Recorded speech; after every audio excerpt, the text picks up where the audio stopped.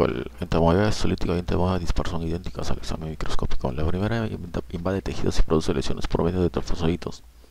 Ambas producen quistes en la luz del colon, los que son infectantes por vía oral. Queda ya establecido que la especie E histolítica es la que tiene la capacidad de invadir tejidos y producir enfermedad, mientras que la especie E dispar no es patógena.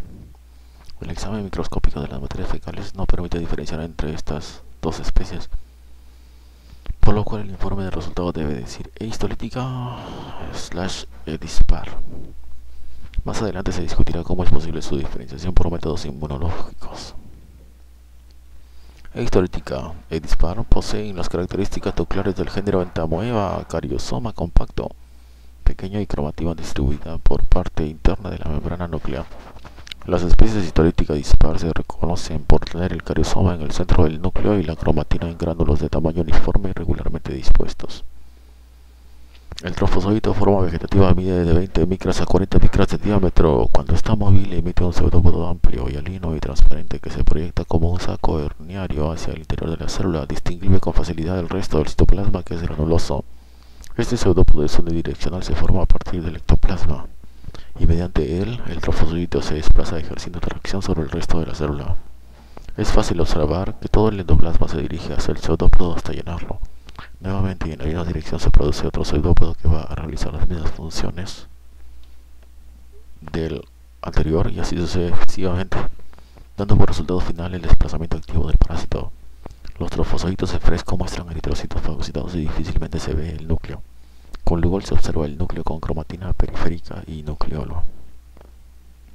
Con coloración tricrómica se observa el núcleo característico y con hematoxilina férrica se puede ver el pseudópodo y en el citoplasma el núcleo y eritrocitos fagocitados.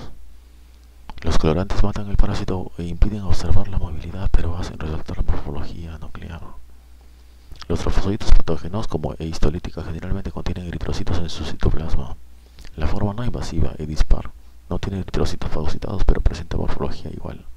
El microscopio electrónico permite identificar características morfológicas más detalladas. La forma de transición o prequiste es un organismo redondeado u ovoide de 10 micras a 20 micras de diámetro, inmóvil con una membrana quística en vía de formación, sin inclusiones citoplasmáticas, pero ocasionalmente con cuerpos cromatoidales y vacuola de glucógeno. El quiste mide 10 micras a 18 micras, es redondeado y posee una cubierta gruesa. En su interior se pueden observar de 1 a 4 núcleos con las características propias de su especie. A veces se observan tanto en fresco como coloreados los cuerpos cromatoidales de forma cilíndrica con extremos redondeados. En ocasiones se encuentra una pigmentación iodófila que ocupa parte del citoplasma. Los quistes al menos de 10 micras corresponden a Entamoeba hartmanni, ameba no patógena.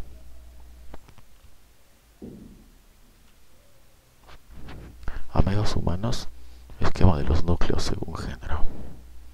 Género Entamoeba, esquema de los núcleos según especie.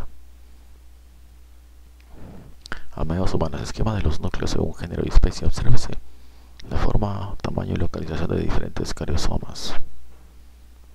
La presencia o esencia de cromatina en la membrana nuclear, así como su distribución. Estos son núcleos. Cariosomas. Entamoeba, iodamoeba, endolimax, dientamoeba. Y los géneros Entamoeba, esquema de los núcleos según su especie. La E histolítica y dispar son iguales. Y la E. coli.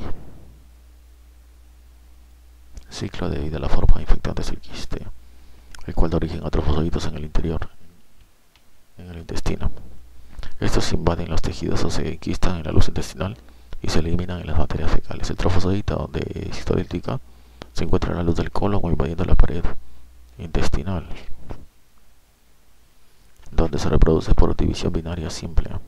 En la luz del intestino, los trofozoitos eliminan las vacuolas alimenticias y demás inclusiones intracitoplasmáticas. Se inmovilizan y forman prequistes. Estos adhieren una cubierta y dan origen a quistes inmaduros con un núcleo, los cuales continúan su desarrollo hasta los típicos quistes tetranucleados. La formación de quistes sucede exclusivamente en la luz del colon y nunca en el medio ambiente o en los tejidos. En las materias fecales humanas se pueden encontrar trofozoitos, prequistes y quistes. Sin embargo, los dos primeros mueren por acción de los agentes físicos externos y en caso de ser ingeridos son destruidos por el jugo gástrico. Solamente los quistes son infectantes por vía oral. En el medio externo, los quistes permanecen viables en condiciones apropiadas durante semanas o meses y se diseminan por agua, manos, artrópodos, alimentos y objetos contaminados. Finalmente, los quistes llegan a la boca para iniciar la infección. Una vez ingeridos, sufren la acción de los jugos digestivos, los cuales debilitan su pared, y en el intestino delgado se rompen y dan origen a trofosoditos que conservan el mismo número de núcleos de los quistes. En posterior evolución, cada núcleo se divide en dos y regula un segundo trofosodito metacíclico con 8 núcleos. En la luz del colon, cada núcleo se rodea de una porción de citoplasma y resultan 8 trofosoditos pequeños que crecen y se multiplican por división binaria. Los trofosoditos se sitúan en la luz del intestino sobre la superficie de las glándulas del Lieberkühn o invaden la mucosa. El periodo prepatente varía entre 2 y 4 días. Aproximadamente el 10% de las personas que presentan eistolítica en el colon son sintomáticas. El resto se consideran portadores sanos. No todos los que tengan la especie patógena presentan enfermedad, pues esta depende de la interacción entre la virulencia del parásito y las defensas del huésped. Uno de los procedimientos estudiados desde hace varios siglos para conocer la patogenicidad de las amebas se basa en estudios bioquímicos para la identificación de isoenzimas presentes en los trofosoditos por medio de electroforesis. Estas isoenzimas son principalmente hexoquinasa y fosfoglucomutasa.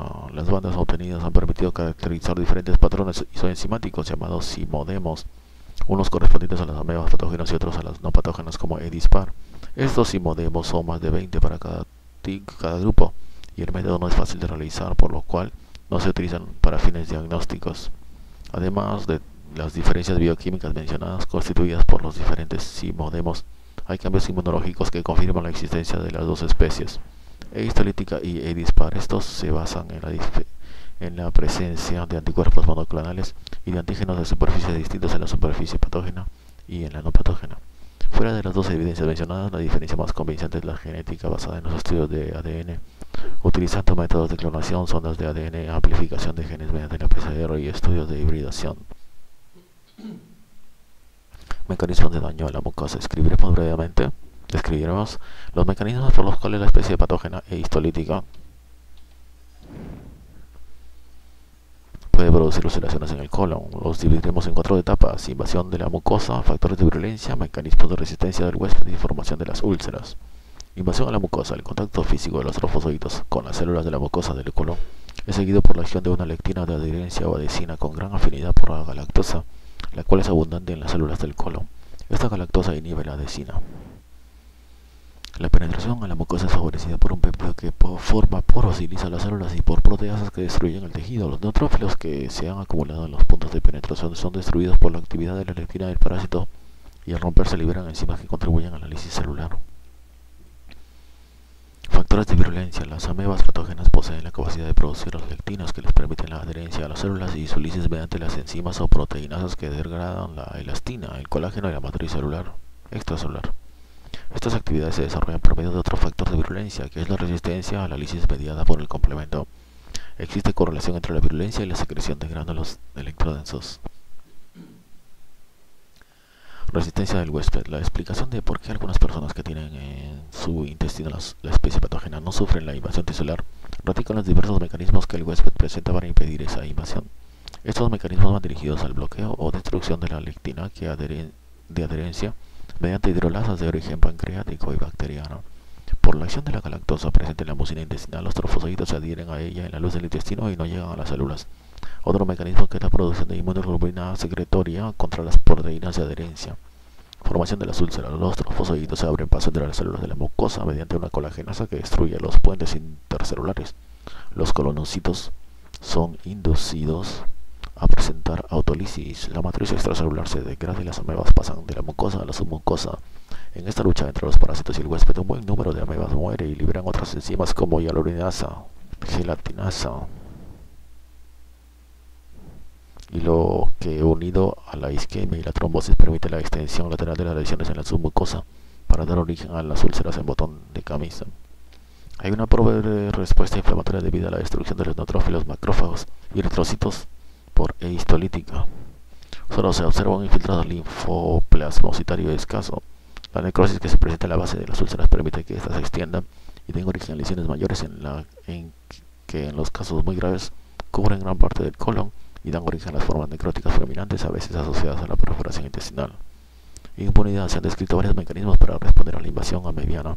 Existe inmunidad adquirida cuando el parásito hace invasión tisular, como la colitis amebiana y el absceso hepático.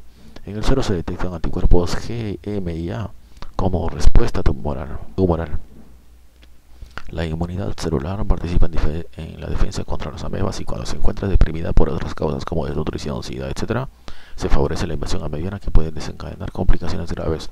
Actualmente no existe vacuna para esta parasitosis. Defensa no inmune. Las barreras naturales no inmunes contra la invasión amebiana son pH ácido del estómago, que destruye los trofosoditos, enzimas digestivas, competencia con la flora bacteriana normal del intestino y capa de moco que cubre la mucosa intestinal, la cual contiene mucinas que interfieren con la adherencia de los trofosoditos a las células intestinales. Este último mecanismo es el de mayor capacidad protectora contra la invasión amebiana. Resistencia adquirida. La experiencia clínica en las zonas endémicas ha permitido observar que los pacientes que han sufrido